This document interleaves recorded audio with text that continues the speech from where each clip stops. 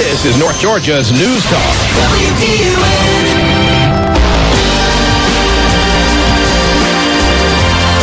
6 minutes after 7 o'clock, so we continue this Tuesday edition of Game On.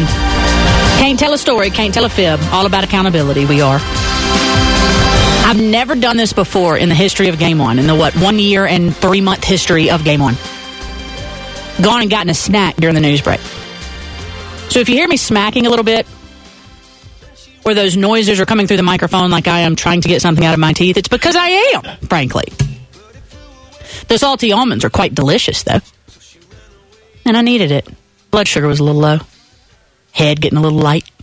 Unsure of where I was. Then again, it's been a while since I have been in studio doing a Game On, and I'm appreciative of that. Had a great time at Mellow Mushroom this past Thursday for Celebrity Server Night. When we know the totals going towards the Edmondson-Telford Center, we'll be sure and let the listening audience know. And then last night, of course, we're great friends with Buffalo Wild Wings, and we appreciate their partnership as we were able to broadcast live from there ahead of the men's national title game. Before we get to Willie Fritz, Georgia Southern football coach, I want to update you on some high school baseball scores quickly.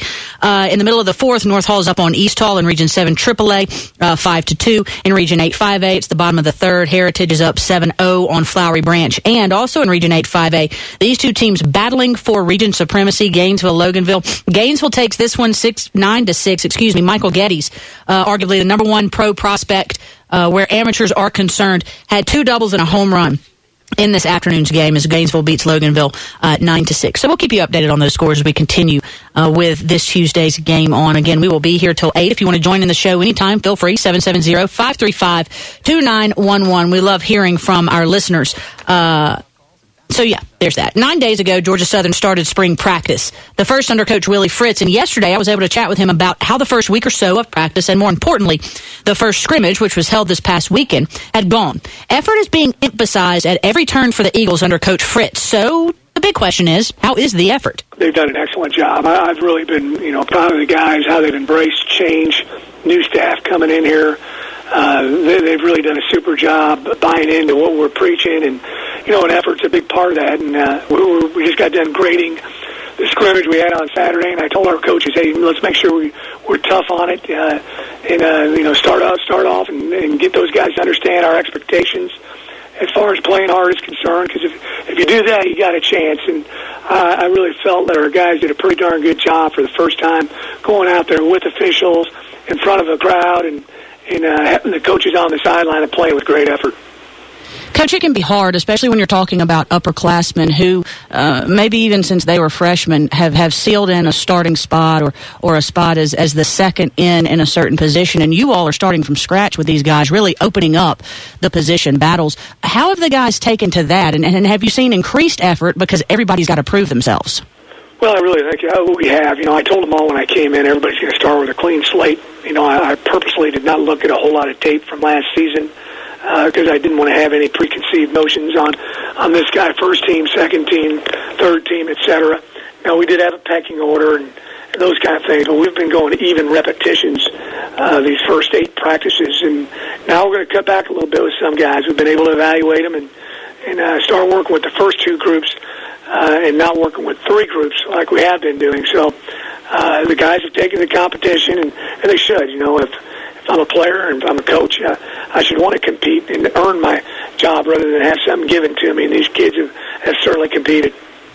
Also working with, a new staff. So we talk about players a lot, but how's the cohesiveness of the coaching unit been these first 8 practices, more importantly, that first scrimmage?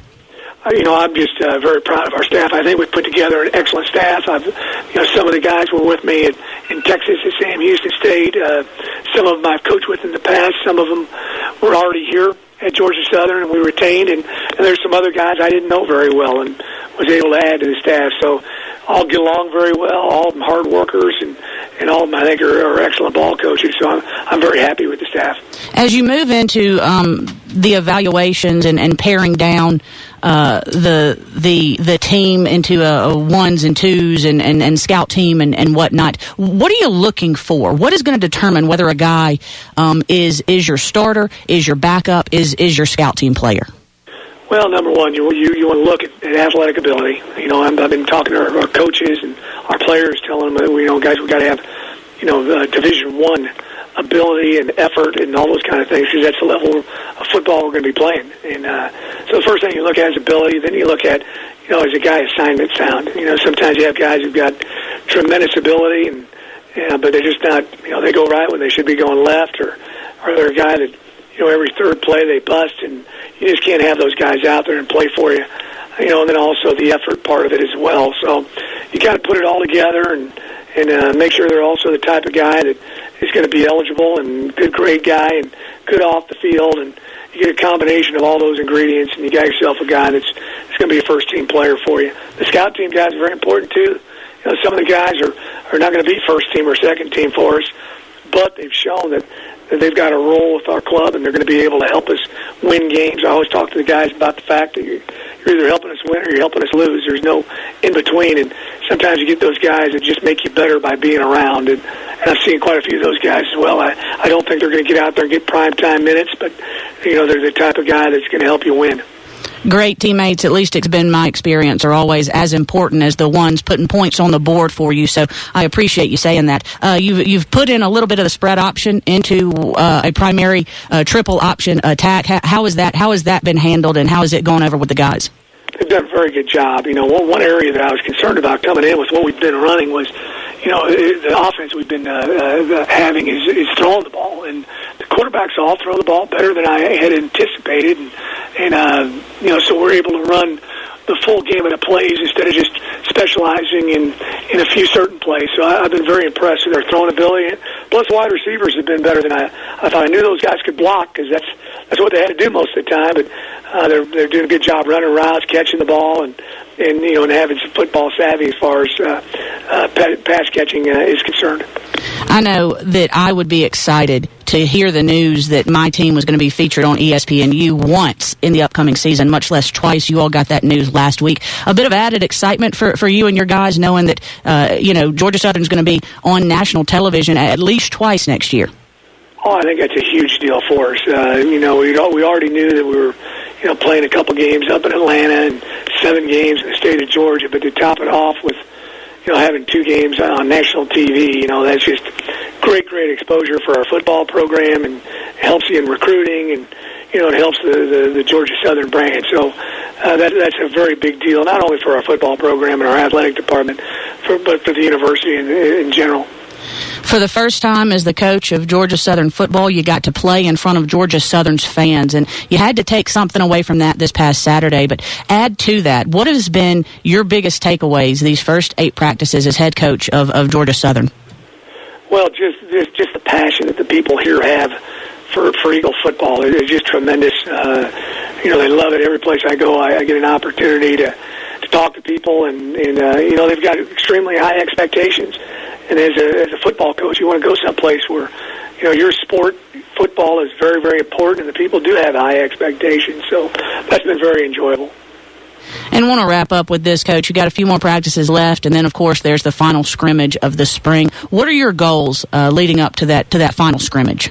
Well, I want them to be able to understand what we're doing in all 3 phases. We're going to start doing a lot more kicking game over the next few practices. And then the other thing you want to do as a coach, you want to go into the summer workouts as healthy as possible. And the guys have done a good job of practicing at a high tempo, being very physical, but staying off the ground. And, we're going to have one more tackling practice, which will be Saturday at our scrimmage. So that's another thing as a coach. You want to make sure you get into the summer as healthy as possible. And so far, we've done a pretty good job of that. Sounds like there's a lot of excitement in Statesboro. Coach Willie Fritz, can't tell you how much I appreciate your time once again. Looking forward to talking to you more in the future. Thank you so much. Thank you, Katie. Do enjoy speaking with Georgia Southern football coach Willie Fritz. And even though it seems as though he was downtrodden, that's just his voice quality, folks. That man is uber excited about the goings-on at Georgia Southern where football is concerned. They're also renovating Paulson Stadium. A few thousand seats they're adding. I think it's going to be about a 25,000-seat stadium now. So a lot of big things going on down in Statesboro. And, of course, they're moving to Division I and the Sun Belt Conference and whatnot. And he's getting his guys prepared for that. So we'll catch up with him again probably come summertime, midway through camp or right before camp, whatnot, and see what's going on with Willie Fritz at Georgia Southern. 17 minutes after 7 o'clock. Going to take a quick break here, folks. When we come back, we're going to talk to our man at the Masters, Robbie Ross of WLOV in Washington. He's there covering. Had dinner with Ben Crenshaw. Why? What was that like? We'll find out. Come on back and join us. This is Game On WDUN.